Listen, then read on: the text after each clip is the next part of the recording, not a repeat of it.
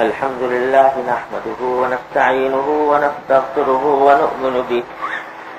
ونؤمن به ونتوكل عليه ونعوذ بالله من شرور أنفسنا ومن سيئات أعمالنا من يهده الله فلا مضل له ومن يضلله فلا هادي له وأشهد أن لا إله إلا الله وحده لا شريك له وأشهد أن سيدنا وسندنا ونبينا ومولانا محمدا عبده ورسوله صلى الله تعالى عليه وعلى آله وأصحابه وبارك وسلم تسليما كثيرا. أما بعد، عن نعيم بن يزيد قال حدثنا علي بن أبي طالب رضي الله تعالى عنه أن النبي صلى الله عليه وسلم لما ثقل قال يا علي ائتني بطبق أكتب فيه ما لا تضل أمتي، فخشيت أن يسبقني فقلت إني لأحفظ من ذراعي الصحيفة، وكان رأسه بين ذراعه وعضده يوصي بالصلاة والزكاة وما ملكت أيمانكم. قال وقال كذلك حتى فاضت نفسه وأمره بشهادة أن لا إله إلا الله وأن محمدا عبده ورسوله من شهد بهما حرم على النار.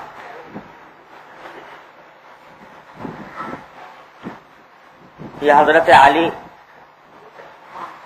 رضی اللہ تعالیٰ عنہ کی روایت ہے. وہ حضرت صلی اللہ علیہ وسلم کے مرض وفات کا واقعہ بیان فرما رہے ہیں. یعنی جس بیماری میں نبی کریم صلی اللہ علیہ وسلم کا وصال ہوا اس کا واقعہ بیان فرما رہے ہیں. آپ کی یہ بیماری کئی دن جاری رہی. بخار تھا نبی کریم صلی اللہ علیہ وسلم کو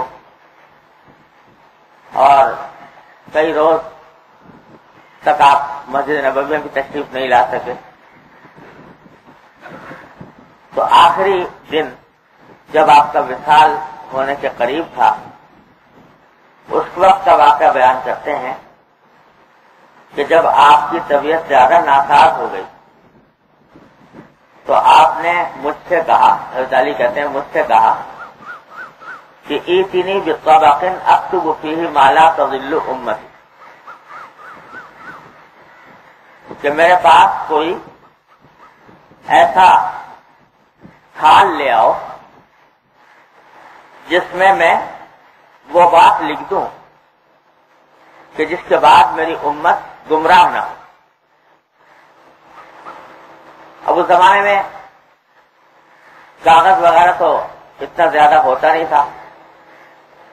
لکھنے کے لیے اس زمانے میں جو چیزیں استعمال ہوتی تھیں تو کبھی چمڑے پر لکھ لیا، کبھی درخت کے پتوں پر لکھ لیا، کبھی ہڈیوں پر لکھ لیا،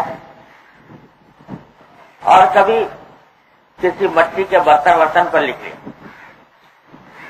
تو آپ نے فرمایا کہ میں کچھ لکھوانا چاہتا ہوں تو کوئی طبق لے آؤ کہ جس پر میں کچھ لکھ دوں، ایسی بات لکھ دوں کہ میری امت اس کے بعد گمراہ نہ ہو اور وہ اس کے پاس میری وصیت محفوظ رہے.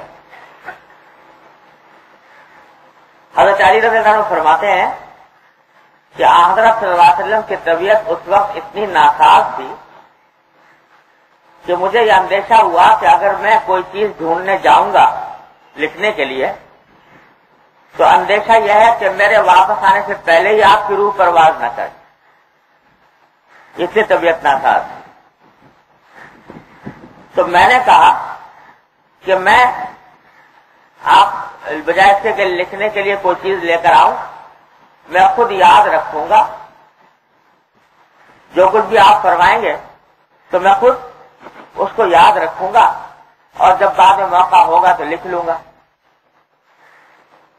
فرماتے ہیں کہ اس وقت سرکار دو عالم صلی اللہ علیہ وسلم کا سر اقدس میرے بازوؤں کے درمیان تھا،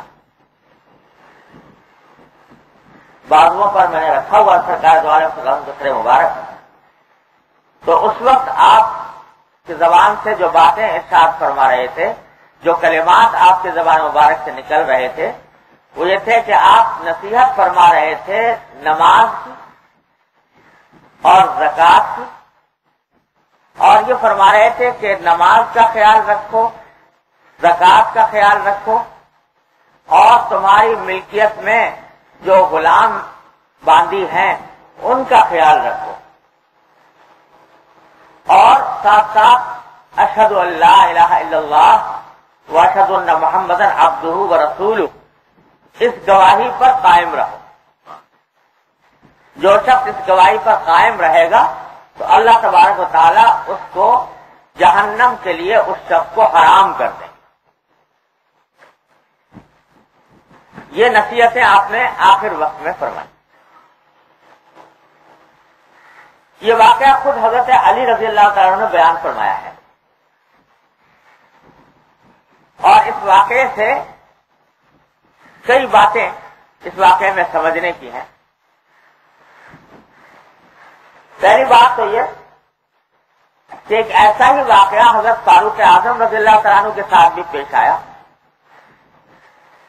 یہ واقعہ جس کا ذکر حضرت علی کر رہے ہیں، یہ تو ٹھیک اس دن کا ہے جس دن سرکار دو عالم صلی اللہ علیہ وسلم کا وصال ہوا. اس سے شاید 3 دن پہلے اس روز بھی اسی قسم کا واقعہ پیش آیا فاروق اعظم رضی اللہ تعالیٰ عنہ کے ساتھ. یعنی اس دن بھی حضرت صلی اللہ علیہ وسلم کی طبیعت بوجھل تھی، طبیعت زیادہ ناساز ہو رہی تھی.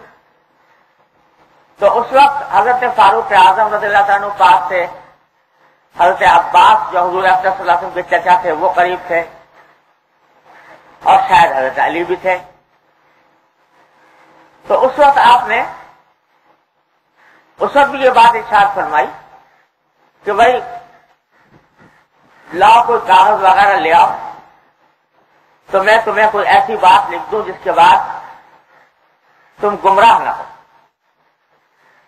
یہ بات آپ نے اس دن بھی ارشاد فرمائی.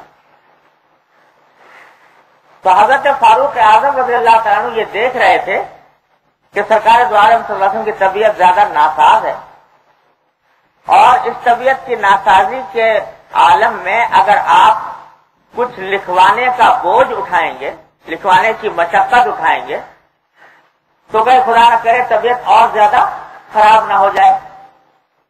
اس واسطے حضرت فاروق اعظم نے ارشاد فرمایا، عرض کیا کہ یا رسول اللہ، ہم اللہ تعالیٰ کی کتاب ہمارے پاس موجود ہے، اور آپ پہلے ہی بہت سے ارشادات ہمیں ارشاد فرما چکے ہیں، تو اس وقت یہ بوجھ اٹھانے کی ضرورت نہیں. یہ بات حضرت فاروق اعظم نے بھی کہہ دی.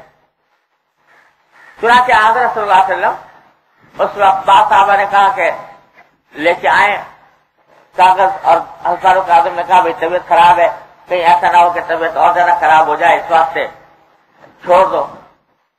یہ ہوا تو بات پھر ختم ہو گئی.